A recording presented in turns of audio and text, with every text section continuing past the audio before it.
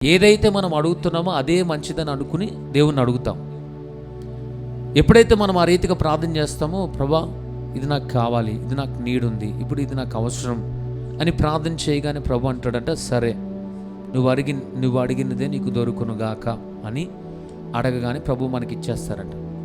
ఒకవేళ అడగగానే కనుక ప్రభు ఇచ్చాడనుకో సంతోషం. ఇక వెంటనే ఏం చేస్తారంటే, ఇంకా ఏ రిక్వెస్ట్లు ఉన్నా, ఇంకెవరి రిక్వెస్ట్లు ఉన్నా, లేకుంటే ఏదున్నా రండి పదండి వెళ్ళిపోయి మనం ప్రార్థన చేసేద్దాం.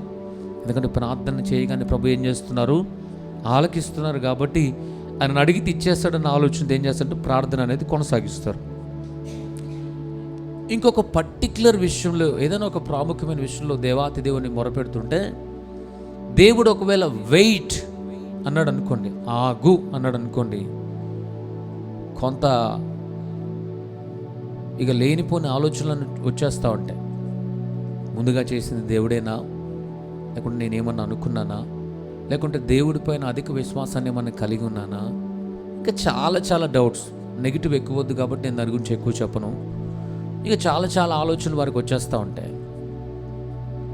కానీ ఒకవేళ దేవాతి దేవుడు నీ జీవితంలో వెయిట్ అన్నా, లేకపోతే ఒకవేళ ఒక రిక్వెస్ట్ నువ్వు చేసినప్పుడు దేవుడు నో అన్నా, ఫస్ట్ దాన్ని బట్టి మనం గుర్తించాలి. ఒకవేళ నో అన్నాడు అనుకో, దేవుడు దానికంటే మంచిది ఇవ్వాలని ఆశపడుతున్నాడు. ఒకవేళ వెయిట్ అన్నాడు అనుకో, దేవాతి దేవుడు దానికంటే మరి శ్రేష్టమైనది అనగా ఉత్తమమైన దాన్ని ఇవ్వాలని ఆశపడతాడంట. మీ జీవితంలో ఇప్పటికే ఒక పర్టికులర్ విషయంలో ప్రార్థన చేస్తూ ఇంకా ఆ ప్రార్థన విన్నపాల విషయంలో మీకు జవాబు రావట్లేదంటే, దేవుడు మీ జీవితంలో వెయిట్ అని చెప్తున్నాడు. అంటే ఏంటో తెలుసా, నువ్వు అడిగిన దానికంటే మరి శ్రేష్టమైంది నీకు ఇస్తా. కానీ ఈ గ్యాప్లో మరి శ్రేష్టమైంది పొందుకునే ముందు ఆలోచనలు ఎలా అయిపోతాయి తెలుసా, మన మాటలు ఎలా అయిపోతాయి తెలుసా, మన తలంపులు అవన్నీ కూడా ఎట్లా చిదిలాభిన్నమైపోతూ ఉంటాయి. ఊహించలేం, ఏ రోజు కలలో కూడా అనుకోలేం. అలాంటి విషయాలు కొన్నిసార్లు బయటకు వచ్చేస్తూనే ఉంటాయి. కానీ గమనించాలి, దేవాతి దేవుడు ఏదైనా మన జీవితంలో నో అన్నాడంటే దాని ద్వారా మనకు హాని జరిగిద్దని ఆయనకు తెలుసు. ఎందుకంటే మన కాలగతులన్నీ కూడా ఆయన ఎరిగే ఉన్నాడంట, ఆయనకు తెలుసు. నిర్ణయ కాలంలో ప్రభు ఒకవేళ మన జీవితంలో ఏదైనా ఒక ఆలోచన ఇచ్చారంటే ఖచ్చితంగా అది నీకు కావాలన్న ఆలోచన నీకు వచ్చిందంటే నీ గొప్పతనం కాదు, అది దేవుడు నీకు ఇవ్వబోతున్నాడు కాబట్టి ముందుగానే నీకు దాన్ని తెలియపరిచాడు. చాలామందికి ఇది అర్థం కాదు, నాకే తెలుసు, నాకే అర్థమైంది, దేవుడికి ఇంకా తెలవట్లా. నో, ఎవ్రీథింగ్ ఈ లోకంలో ఒక ఆలోచన వచ్చిందంటే ముందుగా అది నీకు ఇచ్చే దాని గురించి ఆలోచన చేసే కృపనిస్తాడంట. హల్లెలూయా. అందుకే గమనించాలి, ప్రభు మన ప్రార్థన వెనువెంటనే ఇచ్చాడంటే మంచిదే ప్రభు ఇస్తారు. కొన్నిసార్లు నో అన్నారంటే ప్రభు అంట, దేవుడు నువ్వు అడిగిన దానికంటే శ్రేష్టమైంది ప్రభు నీకు ఇస్తాడని. ఇంకో కొన్నిసార్లు దేవుడు వెయిట్ అన్నాడు అనుకోండి, కొంచెం ఆగు, ఇంకో కొంచెం ఆగు అని ప్రభు చెప్తున్నాడు అనుకోండి, అప్పుడు మనకైతే కోపం, చిరాకు అన్నీ వచ్చేస్తాయి, విసుకోమన్నీ. కానీ ఆ సమయంలో అంట దేవాతి దేవుడు ఏమి ఇవ్వాలని ఆశపడతాడంటే ఉత్తమమైన దాన్ని ఇస్తాడంట.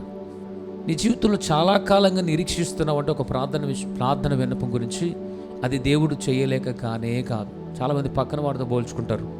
ప్రాముఖ్యంగా చూస్తే వివాహ వయసు వచ్చేసి కనుక వివాహం కనుక జరగకపోతే ఉండే తర్జన భర్జన ఆలోచనలు, ఇంకా ఆ తలంపులు మామూలుగా ఉండవు. వారి జీవితం ఎలాగోలా కొనసాగించుకుంటూ వెళ్తూ ఉంటే పక్కనున్న వాళ్ళు వచ్చి గద్దలాగా పొడిచే ప్రయత్నం చేస్తూ ఉంటారు. ఇంకా నీ బిడ్డలకు వివాహం జరిగించలేదా అని వాళ్ళెవరో చెప్తున్నా, వీళ్ళెవరన్నా మాట్లాడుతున్నా, ఏదన్నా దోషం ఉందేమో పరీక్షించుకోవచ్చుగా, ఇంకా చాలా అన్నీ బయటపడుతూ ఉంటాయి. కొన్నిసార్లు దగ్గర వారే ఇష్టం వచ్చిన మాటలు మాట్లాడుతూ ఉంటారు. ఇంకో మాట చెప్పాలంటే కొంత దాటిపోతుంటే ఇంకా మ్యాటర్ లేదేమో అనే మాటలు కూడా స్ప్రెడ్ చేసే అవకాశాలు లేకపోలేవు. ఇవన్నీ వచ్చేస్తున్నాయి అనుకోండి, ఆ సంబంధించిన వ్యక్తి ఎంత బాధపడతాడో తెలుసా. అప్పుడు అనిపించింది, ప్రభా నేను ఈ లోకానికి పంపించమన్నానా, నేనేమన్నా పుట్టించమన్నానా, నేనేమన్నా కోరుకున్నానా, ఎందుకు నాకు ఈ బ్రతుకు అనే ఒక ఆలోచనలు చాలాసార్లు వచ్చేస్తూ ఉంటాయి. ఇంకా ఆయనను ఎరిగి ఉన్నప్పుడు మన చుట్టూ కనిపిస్తున్న వారందరికీ వివాహాలు జరిగిపోయి వారికి బిడ్డలు, వారు అనుకున్నవన్నీ జరిగిపోతూ ఉంటాయి. ఈ వ్యక్తి అలానే ఆదివారం మందిరానికి వెళ్తూ, అక్కడ ఊడుస్తూ, పనులు చేస్తూ, సేవకులకు సహకరిస్తూ, పరిచర్లో ఉంటూ, చెప్పాలి విశ్వాసంలో ముందుకెళ్తూ, కష్టపడుతూ, వచ్చిన దాంట్లో దేవుడికి ప్రథమ ఫలాన్ని ఇస్తూ, అన్ని విషయాల్లో దేవునికి ఇష్టానుసారంగా జీవిస్తూ, యవన కాలంలో పరిశుద్ధమైన జీవితాన్ని జీవిస్తూ, భక్తిగా ఉంటూ, చెప్పాలి భక్తిగా ఉంటూ, విశ్వాసాన్ని కాపాడుకొని, యవ్వనాన్ని కాపాడుకొని, పరిశుద్ధతను కాపాడుకొని జీవిస్తుంటే, ఆలస్యం జరుగుతుంటే, ఇన్ని మాటలు వస్తుంటే ఆ వ్యక్తి పరిస్థితి ఎలా ఉంటుంది? కానీ అలాంటి సమయంలో దేవుడు కొన్నిసార్లు అంటాడు వెయిట్. ఏమంటాడు ఆయన? ఆ కాలము ఒక్కొక్క రోజు ఒక్కొక్క క్షణము దాటడం చాలా కష్టం. వివాహం విషయంలో అయినా, గర్భఫలం విషయంలో అయినా, పోని చదువుకునే చదువులైనా, పోని ఉద్యోగులైనా, వ్యాపారులైనా, ఒక నెక్స్ట్ లెవెల్కి మనం వెళ్ళాలి, ఒక గొప్ప స్థాయికి మనం పొందుకోవాలి, మనం సాక్షులుగా బ్రతకాలని ఆశపడుతూ ఈ యొక్క క్రైస్తవ జీవితంలో దేవుని కలిగి, రోషము కలిగి జీవిస్తూ ఉంటే, ప్రార్థన చేస్తుంటే దేవుడు వెయిట్ అంటే ఆ మంట ఎంత అంతగా అనిపించదు కదా. అప్పుడు ఇంకా కొంతమంది ఏం చేస్తారంటే, కొంతమంది ఏమో కొంత దేవుడి మీద సనిగిన, విసిగిన, గొనిగిన ఏదో ఒకటి చేస్తూ ఆయన విడిచిపెట్టలేరు, ప్రభుత్వం ఉంటారు. ఇంకో కొంతమంది ఏమో విడిచి ఎక్కడికి వెళ్ళిపోతారు. ఇంకో కొంతమంది వేరే విషయం. కానీ కొంతకాలానికి దేవుడు కనుక కార్యం జరిగిస్తే, చివరిగా ప్రభు వారు కోరిన దానికి కనుక జవాబిస్తే వారికి అర్థమైంది. అంతకుముందు వారు కొన్ని విషయాలు చూస్తూ, ఈ వ్యక్తిని చేసుకుంటే బాగుండు, ఆ సమయంలో కంటే బాగుండు, ఆ ఉద్యోగం చేస్తే బాగుండు, ఆ వ్యాపారం చేస్తే బాగుండు, ఇది చదువుకుంటే బాగుండు అని అనుకుని అవి జరగకుండా వారి జీవితంలో దేవుడు ఒకగానొక కాలంలో కొంత వెయిట్ చేసిన తర్వాత ఉత్తమమైన దాన్ని ఇస్తే, అప్పుడు వారి నోటి నుంచి వచ్చింది, నా దేవుడు నాకు ఉత్తమమైన దాన్నే చేశాడు, నాకు అన్యాయం చేయలేదు. హల్లెలూయా, హల్లెలూయా. ఈ విషయాన్ని మనం పరిశీలన చేస్తూ ఉంటే, అబ్రహాము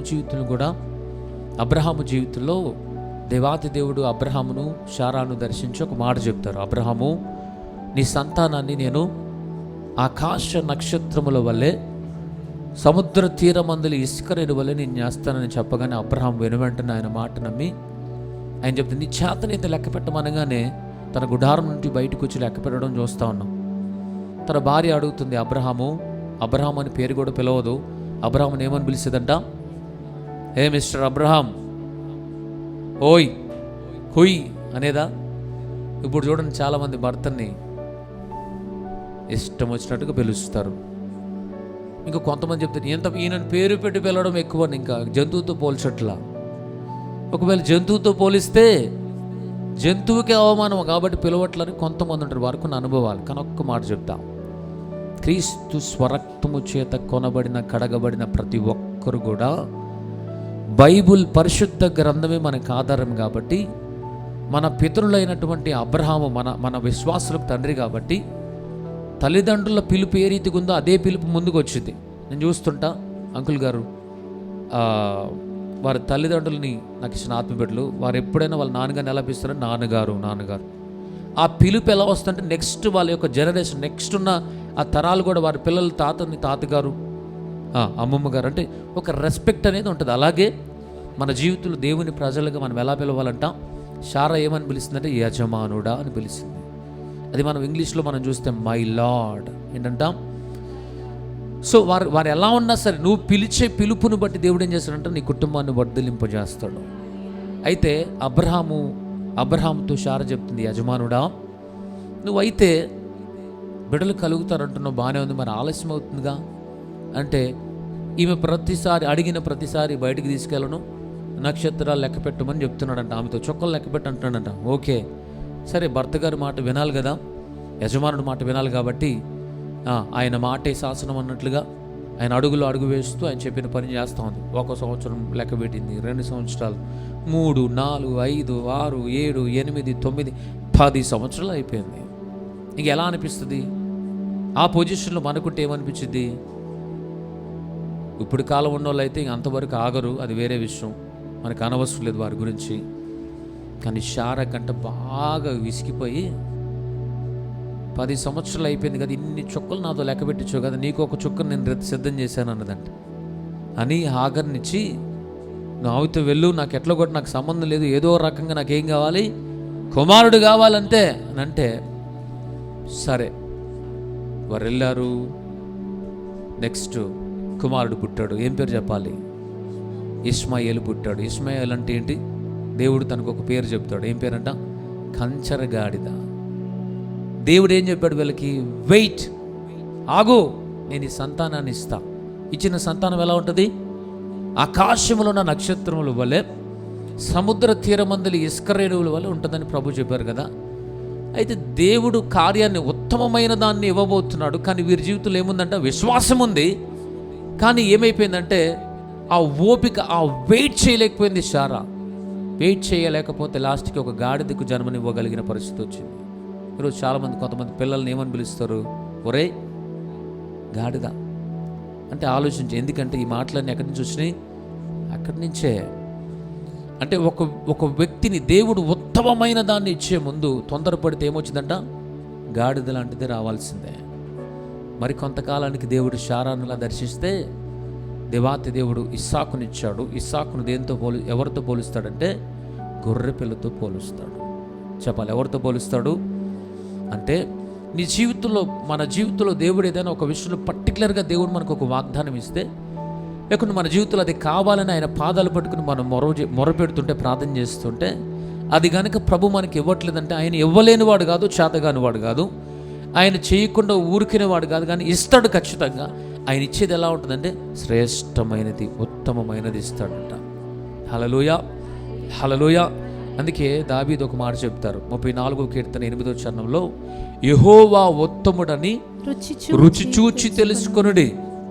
ఆయనను ఆశ్రయించిన నరుడు ఆయనను ఆశ్రయించిన నరుడు ఎవరంట? ధన్యుడు. ఉత్తమమైన కార్యాలు నీ జీవితంలో పొందుకోవాలంటే యెహోవా ఉత్తముడని రుచి చూచి తెలుసుకోవాలంట. ఏం చేయాలి?